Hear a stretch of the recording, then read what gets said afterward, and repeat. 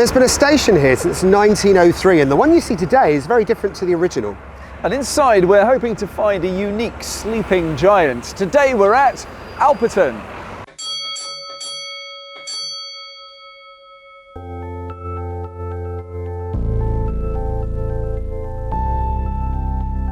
In this week's episode. Cool. Right, let's go. Okay. I am very excited to see what you guys have uncovered. Should we go and see about getting into the machine room? Before we do that, I need to do a bit of touristing. Hidden London lore. Oh my goodness, I like this. Now I spotted something just round here that you might want to have a look at. Nixie, this time yesterday I was on a beach. It's freezing. You don't want me to wear a coat. Why are we here? Well, look, I'm fully acclimatised, so I'm not cold and freezing at all.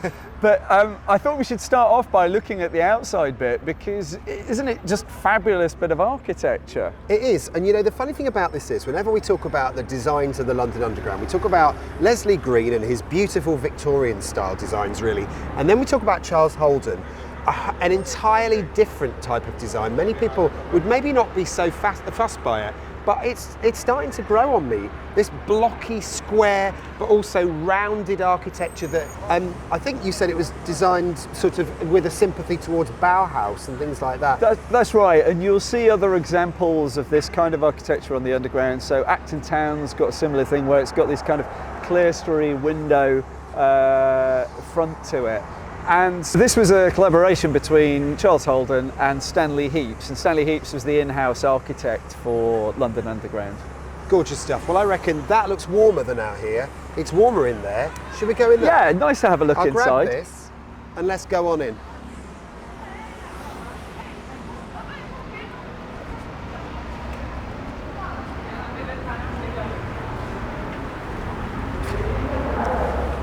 Thanks for letting me in the warm. This is much nicer. And weirdly, this is where Charles Holden stations come into their own, isn't it? Usually the ticket hall is the first place you go, wow, someone really clever designed this. It's full of light, isn't it? It is, and it wasn't always like this. So originally it was a pretty modest timber frame building that was here when the District line first came along. We think of this as a Piccadilly line station today, but that transition didn't happen until 1932. And it was in the early 30s that this design that we're now familiar with here was built. And I think it's pretty stunning building inside and outside. Well, we joke about your interests, but I love the fact they're so wide and varied. And one of them is architecture. And you were saying to me that the powers that be at London Underground way back when went on basically a European tour and quite like what they saw, and they brought some of those design inspirations back to the Tube. They did, and it's this use of concrete for the roofs, the amount of light that they can get into the building with these particularly large glazed bays that we've got around us. And you can see the designs that Charles Holden did around the system aren't the same. They are tailored to each site, but they have that common feel about them, and you'll quite often see that mix of concrete and brick, and the lighting as well. One of the things that Frank Pick, managing director, wanted from these architectural designs was to create a beacon for the system.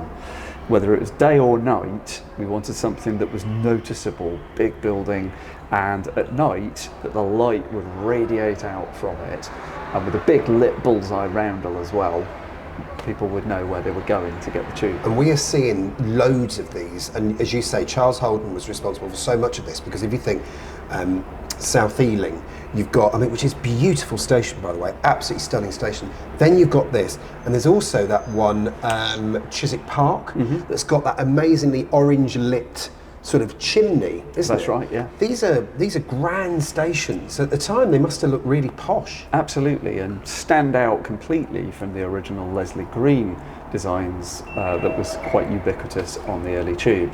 Lovely. Now we've got the sleeping giant that you talk about. Can't wait to see that. First of all, we might as well go and have a look at the platform, shall we? Yeah, let's go and do it. See, straight away, these little design deals, they're really cool, aren't they? They are They nice. are really cool. A bit of poster frame there, vintage poster frame. Not suitable for modern day size of posters, but it's nice they survive. It's cute. It's just little detail. And at the time, you see, it's really, really interesting. Unless you really read up about architecture, you don't realise how streamlined everything became in the early 1900s in terms of what things looked like. Straight lines became a thing, didn't they? They did. They weren't twirly anymore. But it's cute. Quite a lot of posters Yeah. in this space. Where's your general, your foreign and your Yeah, station? none of That's that what I here. wanna know. I'm thinking we should get our high vis on before we head up onto platform, just so this the is not gonna drivers act as a know we're cardigan, official. is it? This is not going to act as a cardigan. So cold. I have to say, by the way, the staff here are adorable, Aren't aren't they? They are just the loveliest, loveliest people. You get a name check at the end of the episode, don't forget. They've been so helpful to us. See, it's funny, isn't it, how bare brick is such a big thing in Holden stations. Yeah, and it's, it's back in fashion, isn't it, architecturally? But look at this, the amount of light in the space is Wherever great, you isn't go, it? yeah, it's wherever you go. And it's either glass or just open space. I mean, that was the thing, wasn't it? Light became a commodity, didn't it? It wasn't, if you think about the gloomy old stations when they were first opened, they did anything they could to try and maximise light. It was like glass tiles, but dimly lit. And yet now, when these stations were being built, light was just the premium, wasn't it? Do you know, when you look at all this concrete, it looks like travertine, doesn't it? It's gritty, it's bitty. It has that vibe about it, yeah. It's because you can see the aggregate set in the cement. It looks rather nice, doesn't it? It does, and I love the old roundel as well. And I know there are more modern ones further up the platform and stuff, but I do like the fact these little old features still remain in these places. What's remarkable to me though is this is getting on for 100 years old, this structure, and yet it still looks incredibly modern. We're used to concrete being used in this way now, but this was, still kind of Brave New World stuff when it was being done. And it's survived incredibly well. I was going to say stood the test of time, because if you think about some of the concrete structures that were thrown up in the 60s, they didn't last more than about 30 or 40 years before they got concrete cancer. Absolutely. This is last. So it's very well made and built to last. And a long, long way away from what would have originally been here. So this was essentially an extension to the District Railway, the Ealing and South Harrow Railway, and then later on it pushed on through Rayners Lane and then on up to Uxbridge.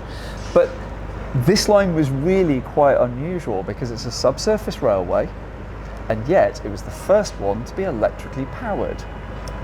Interesting. Lovely. So the deep tube, of course, had to use electricity to power the railways. You couldn't use the steam trains that far underground. But this one started off the use of electricity for subsurface railways, and they had to think carefully about how to do that.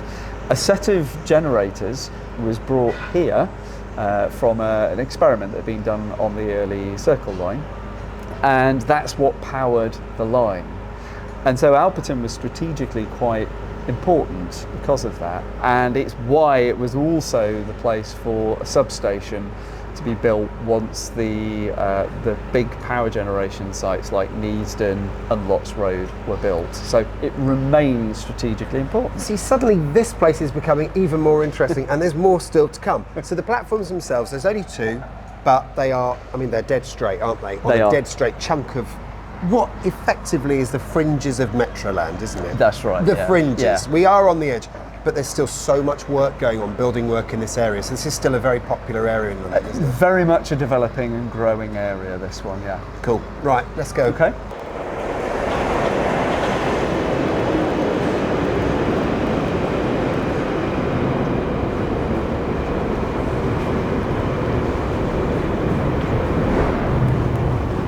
Nice that we have the bunting out too. Keep up, Nixie.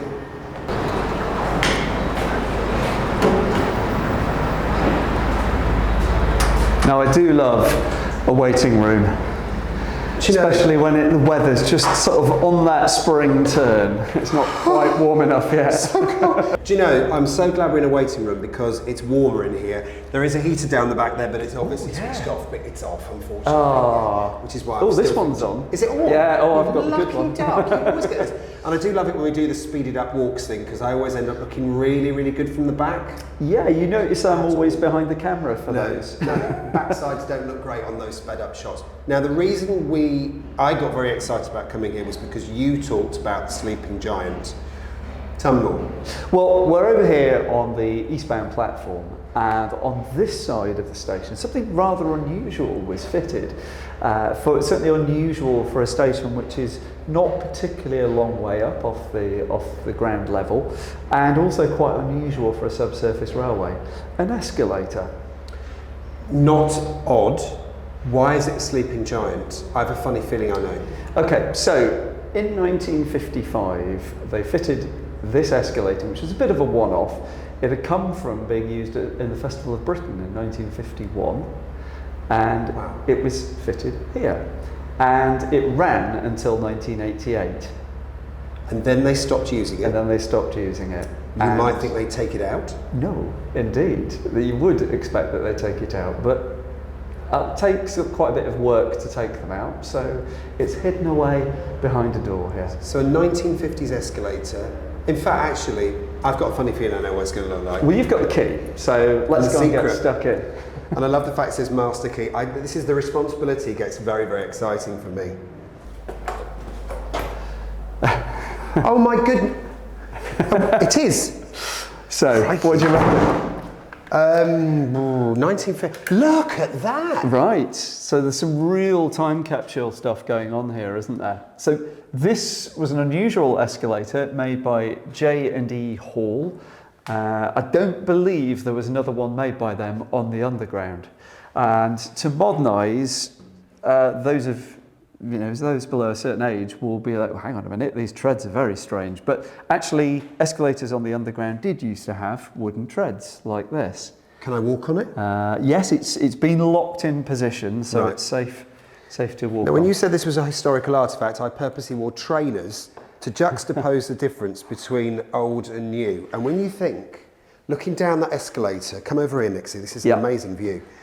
For a start, this is the workings of the blooming Well, thing. it is. I'd like to show you some of the workings of this because it's got some very, very unusual things that you don't normally get to see.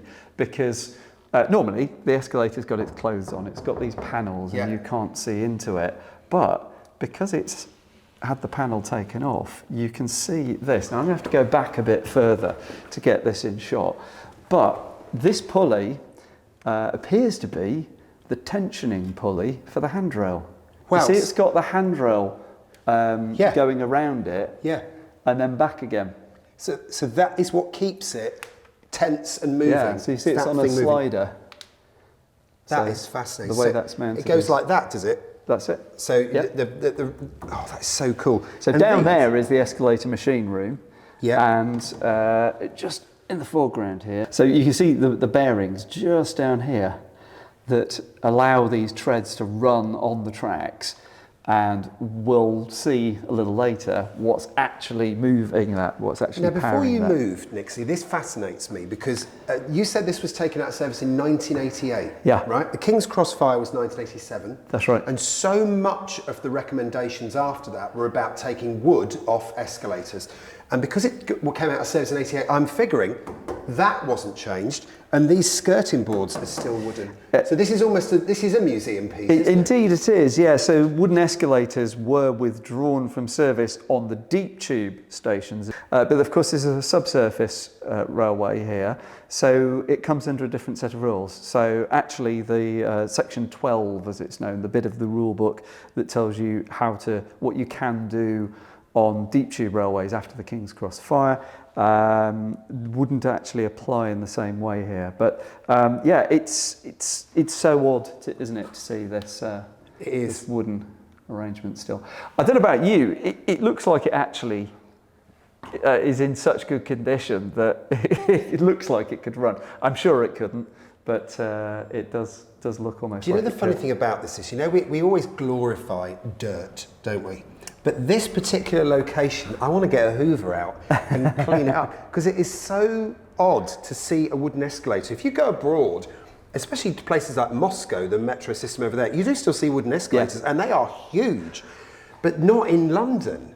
I think for somewhere that's disused, this is remarkably good condition and actually remarkably clean, all things considered. Yeah.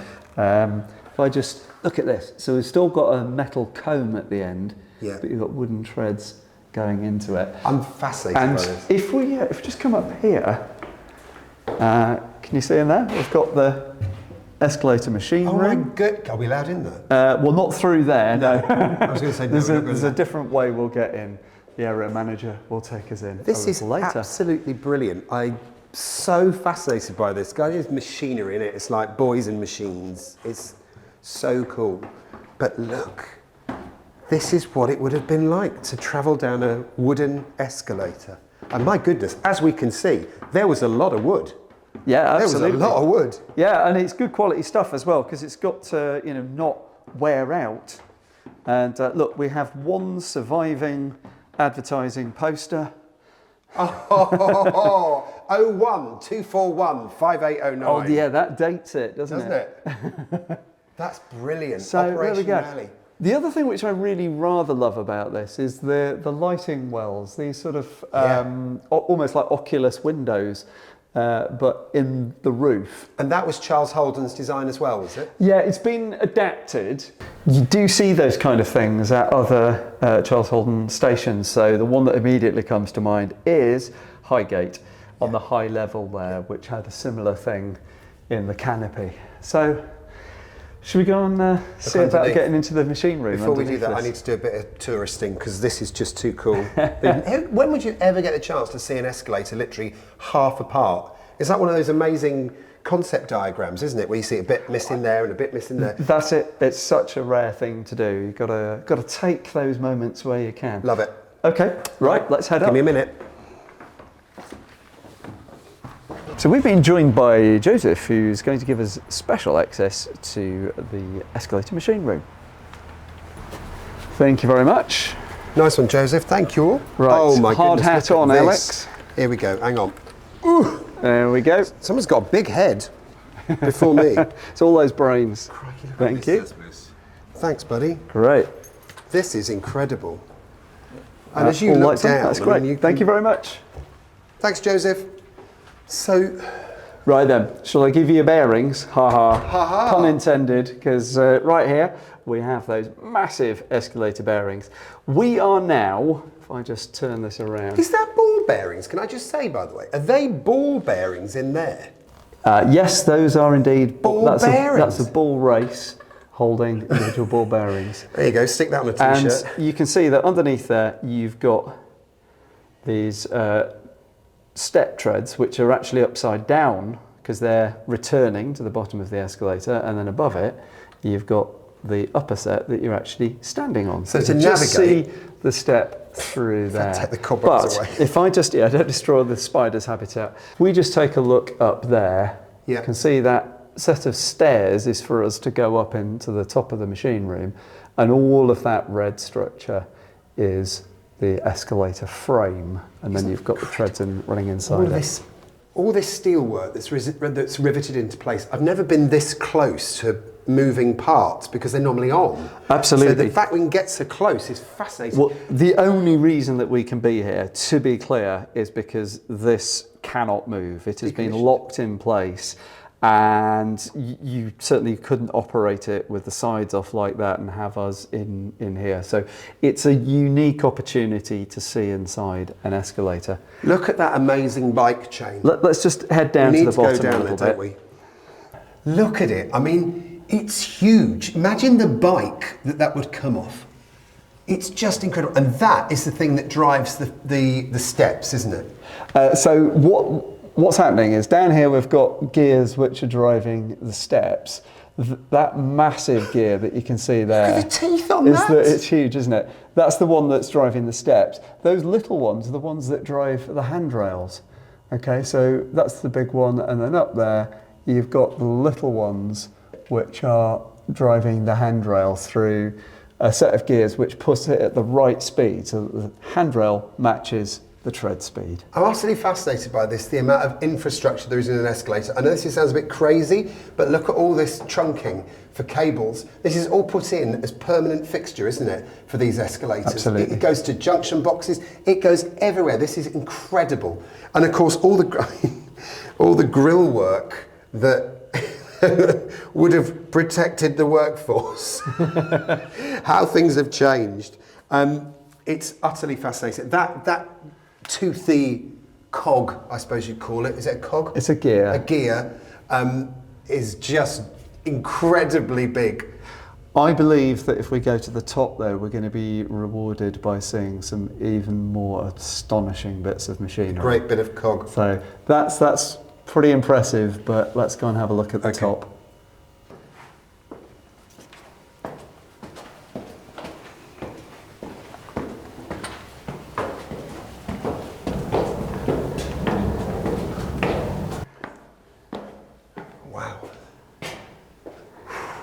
Yeah, you can pop that off now, Alex, and just pop it down there. Right, okay, well, look at what we've got here. Let's start with that. Nice bit of Johnston typeface. Isn't it just on a circuit breaker? Hand painted. Have you seen the window? It just says off. Oh, yeah. So presumably, pull that down and say on. Yeah, and it's all obviously been isolated, so you can't switch that back So on. with all of these, what blimey. Right. So first of all, with all of these places, all the power is off for these things. What does that say? That says engineers. So they would hang that on the door with That's right. So effectively, if the engineers are working on it, they take possession of it, because if they have to get inside it, you absolutely don't want that switching back on.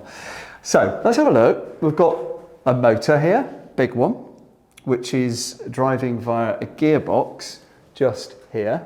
Right. Okay.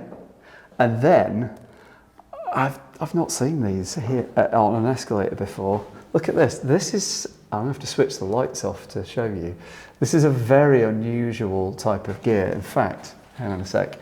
This is going to require a torch inside the edge of the cage, I think, to pick it up. Do you want me to do it? Yeah, if you can shine it in through that gap.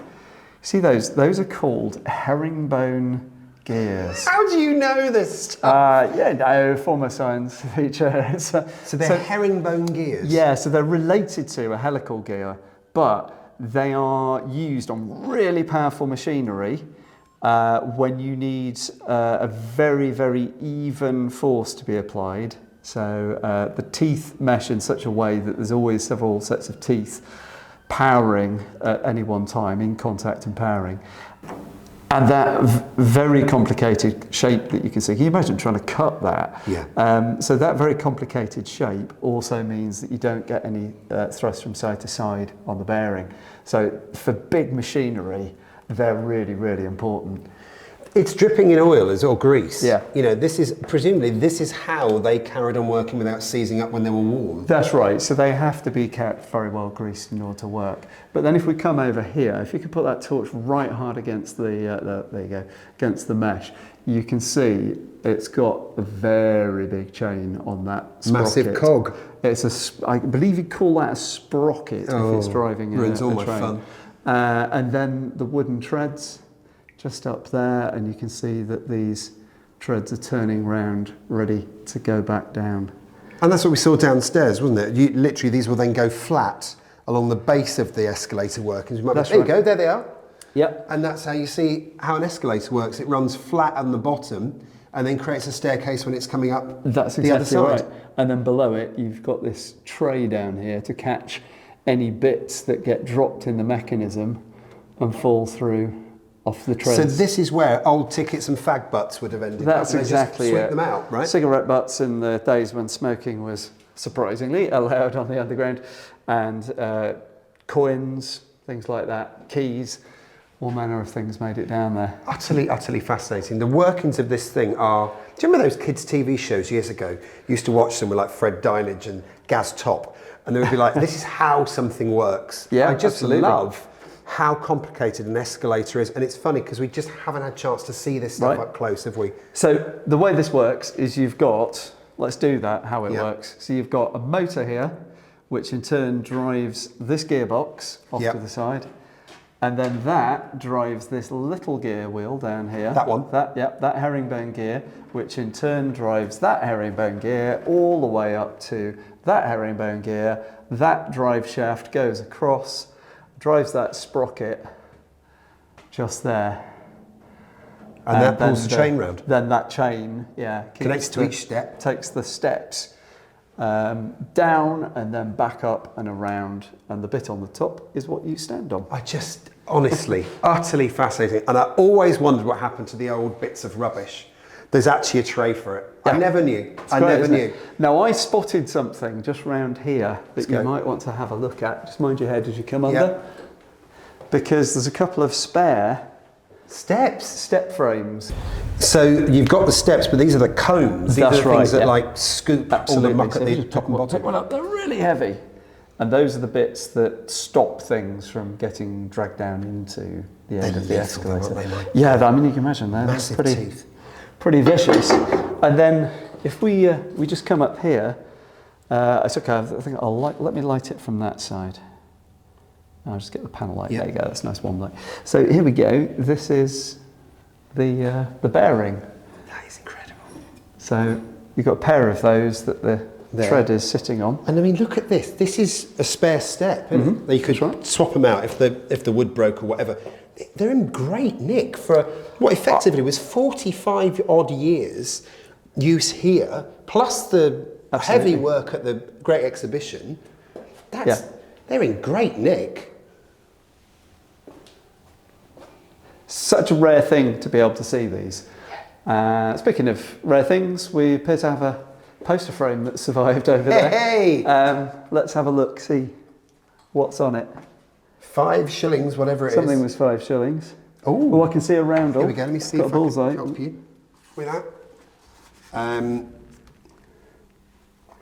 Something about W.H. Smith's by any chance? So you can buy it, whatever it was.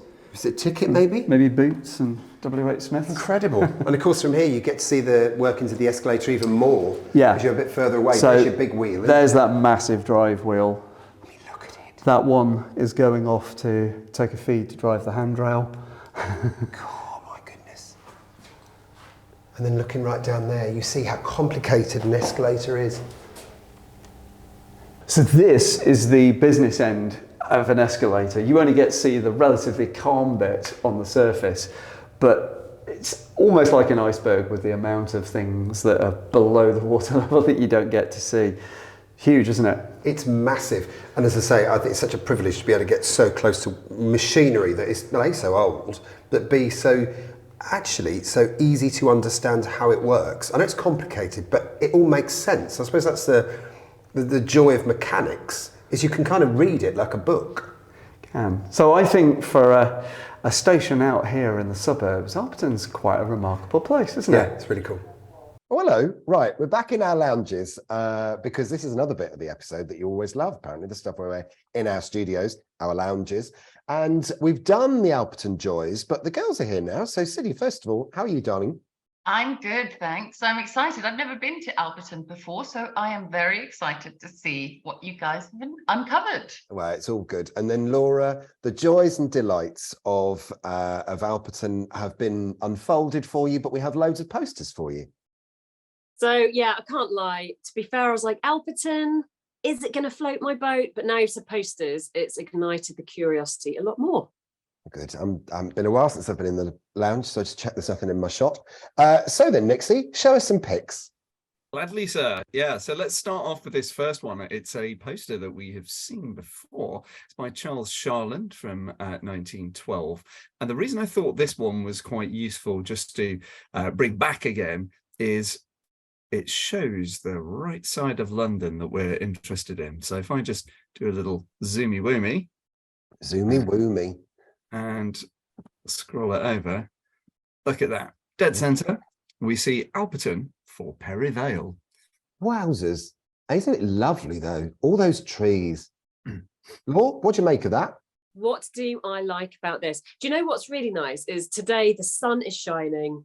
The lawns are being mowed and it's got that lovely spring feeling about it. And when I look at a poster like this, that's what kind of senses I get. It feels like summer, the trees, the green. I love this poster. You just wouldn't think it's London, would you? I mean, that's the thing. It's like some sort of country idyll, and yet this is the capital city that we know and love. Beautiful stuff. What next really thing. strikes me about this poster are the electricity and gas rates, Yes. because quite frankly, that's not the same in 2023. It's not, babe. We're Well, spending this is, of rather course, more. the underground trying to seduce you to go and live out in the suburbs, enjoy the countryside that might be now built on, and enjoy these low rates that are out there rather than living in the crowded city.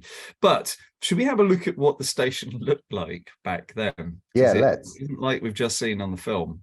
Yeah, let's do it. Oh, crikey, that shed. So that's the original district railway shack, basically.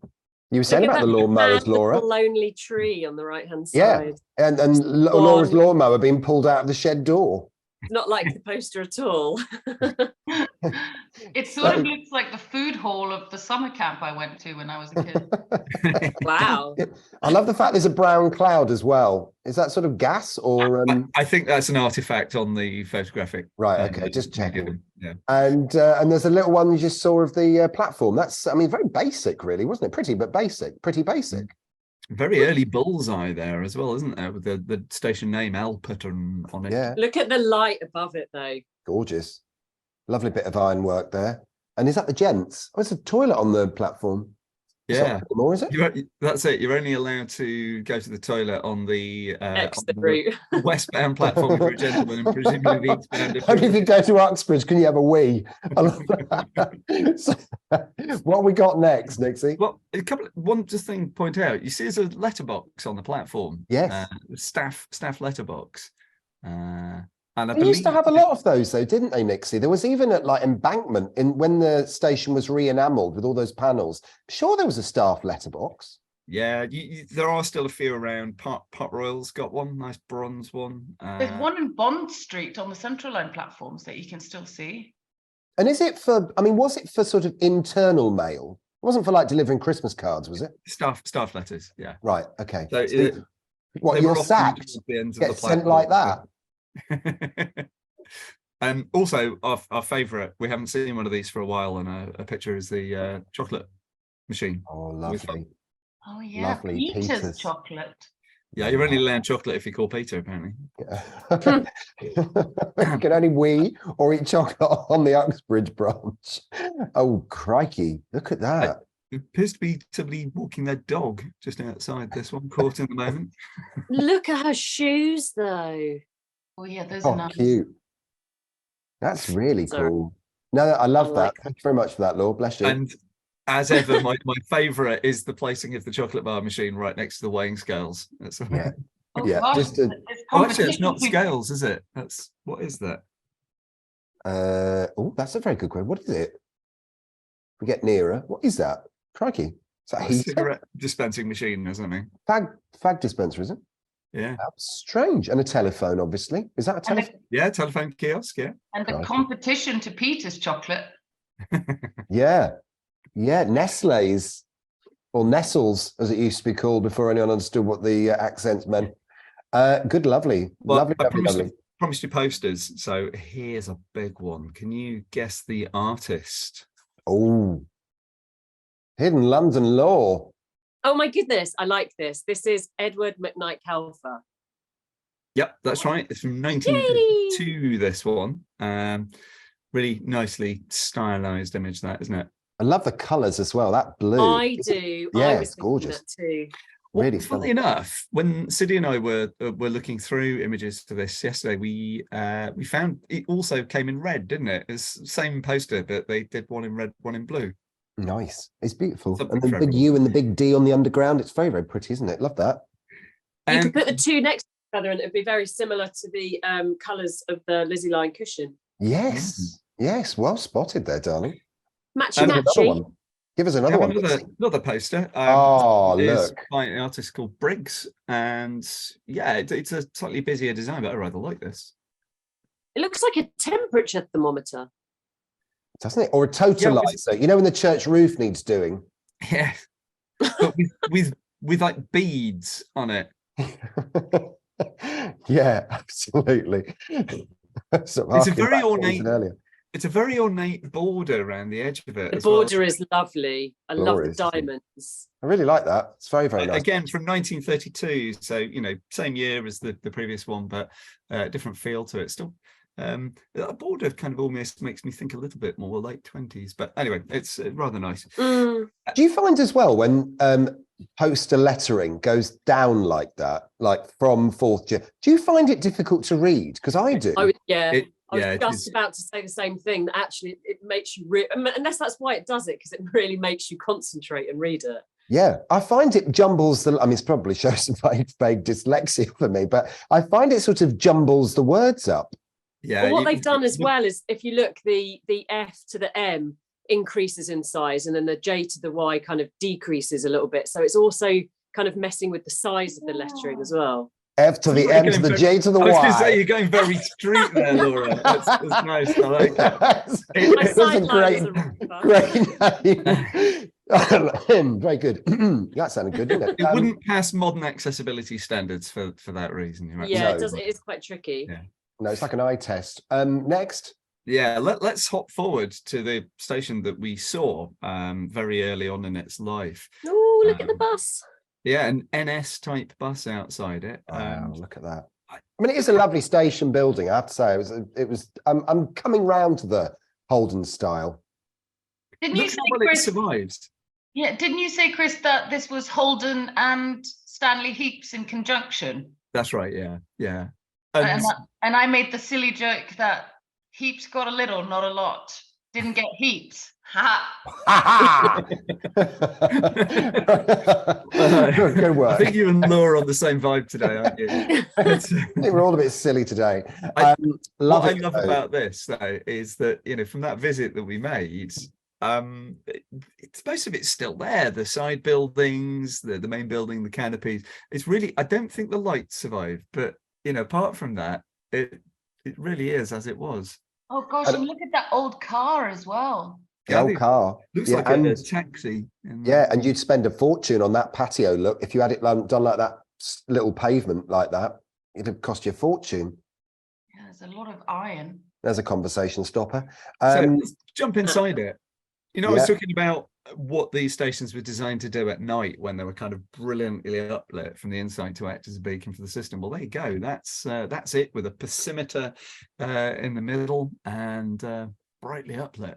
Architecturally, Laura, what was that? Sorry, darling. I said, do they have a lot of pigeons there? Because when I see these big open spaces, I'm always thinking they must get birds and stuff flying in there because it's wide open, isn't it?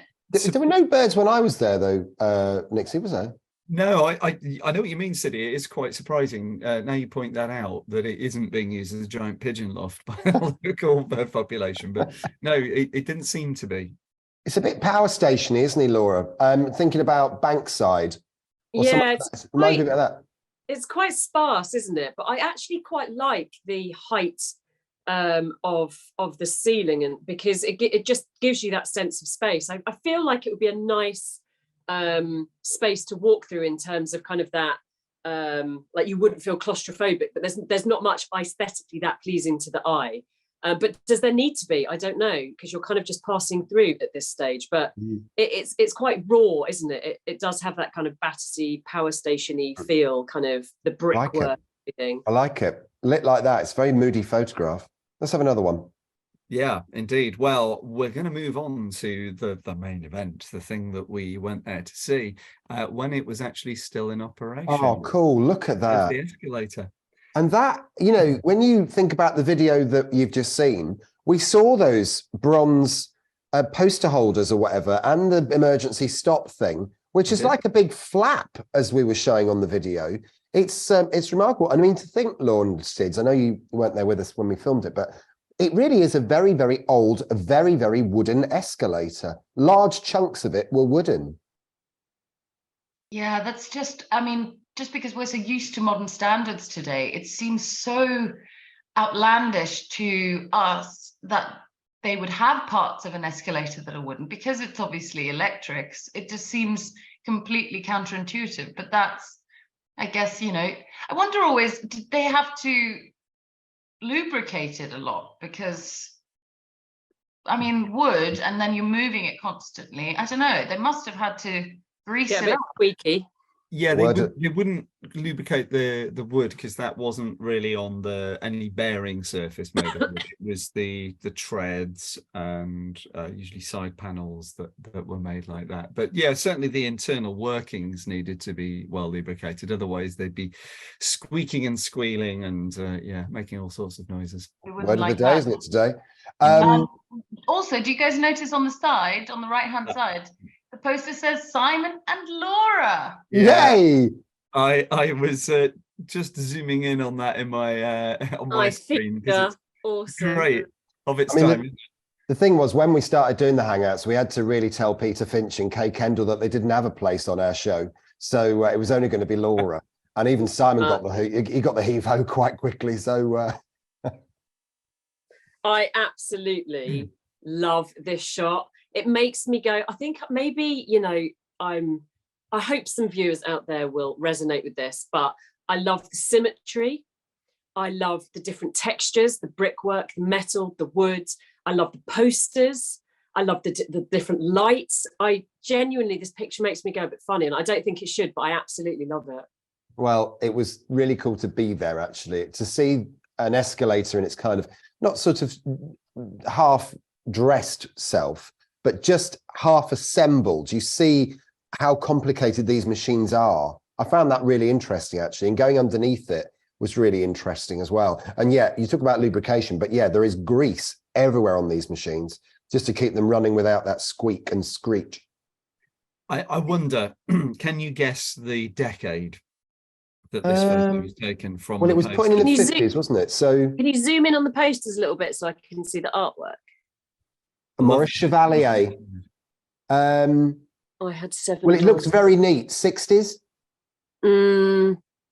Maybe slightly earlier, but around there for sure. Or was it when it was brand new? Laura takes it. It's actually the year it was installed, so it's 55. Looks so smart.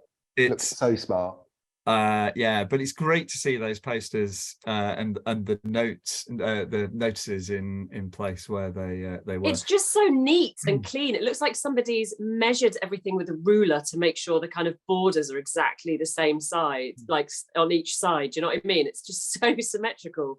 My brain loves it. The thing that I love about this is you'll often hear that Greenford was the last station on the underground to have a wooden escalator. I know you can't get on it, but technically Alperton's still got one. So tricky pub quiz question. And there it is. There is the one at Greenford. Marvellous. So we get a little idea of what that's like. Cool. Yeah. And of course, we've got end section of the wooden escalator at our depot. If you want to go and see one, it's just, it feels like an escalator from a different age. Yeah. Lovely. There it is. Tread, so you can see it a bit more easily. God blimey. Now, Alperton has one last thing there. It was the station that powered that part of the line with a substation. What is a substation, how you ask? Well, here is an example of a substation. This one's actually the one at Charing Cross, or Embankment as we know it today. And it's where you convert power from maybe a different voltage to the voltage that you need to use it, and it's a way of converting the power system to the requirements that you've got for where you're using it. And they tend to be quite big, and they tend to have some quite funky machinery inside it. So let's have a look at some of the funky machinery that it had inside of it. Well, they're those things that are in the deep level shelters, aren't they? The rectifiers, is that right? Well done. Is that right? Gryffindor City. What do these look like when they're running? Like glowing alien heads. Yep, 100%. That's your GCSE science. 3 points. Perfect. Technical talk. Well, they're sort of blue. They emit UV light, don't they? And they kind of pulsate, so it feels very much sort of War of the Worlds kind of machinery when you first see it. I tried to stand really close to it because I heard UV light and I thought maybe I'll get a tan, but that's not very good. Is it one of those ones where if you put your hand to it, the sort of things go towards you? Plasma ball. Yeah, plasma ball. There aren't very many of these in existence now. They used to be like they were everywhere, converting power, sort of, in little cupboards, and nobody ever got to see them. But if you want to see a pair of them working, Kempton Park Steam Museum has got them there, and they're fascinating to watch. Now, these ones were for converting alternating current to direct current, which is what the underground use. And they'd be used to control lift winding equipment or small motors, basically. The big stuff that powers the trains, they would use massive steel tanks like this. So it does the same job, but just on a much bigger level. Again, we've got one of these at the depot, and so if you want to see one for real, it's taller than a human is. It's to give you the scale of it. It's very big things. And Alperton had a set of these there to do the traction current for the underground on that bit of the line. So the alien heads, they have mercury in them, right? Yeah, so does this. That's right. Yeah, so they're called a mercury arc rectifier. So now, Mr. Science Teacher, can you tell us what's the mercury doing? So basically what it's doing is a little bit like that flashing light you were describing is a little bit like a welder's torch. So it's an arc inside of it, and they use the mercury because it means that the current can only pass one way through the vapor of the mercury, and the mercury, because it's a liquid metal, can kind of circulate and distribute the heat, and so it relies upon that mercury vapor, a bit like you get in a fluorescent tube, to convert the electricity from alternating current to direct current. So mega toxic, really.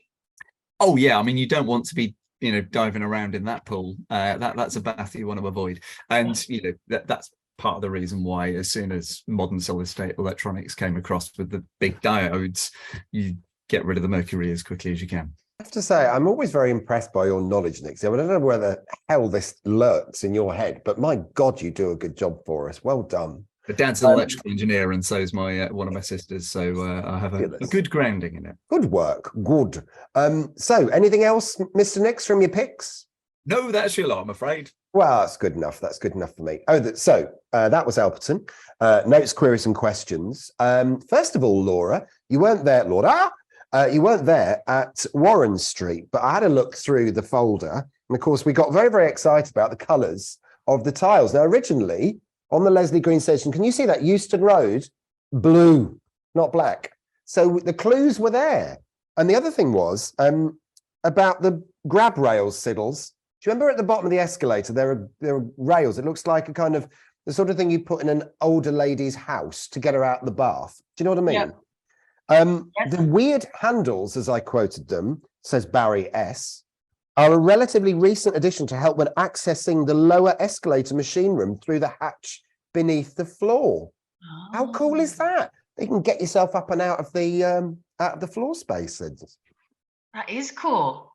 I wouldn't have guessed that, to be honest. So well done, Barry. Well done, everybody. Once you hear it, Alex, can I just say that that diagram that you held up, just for any listeners or viewers who are new to this,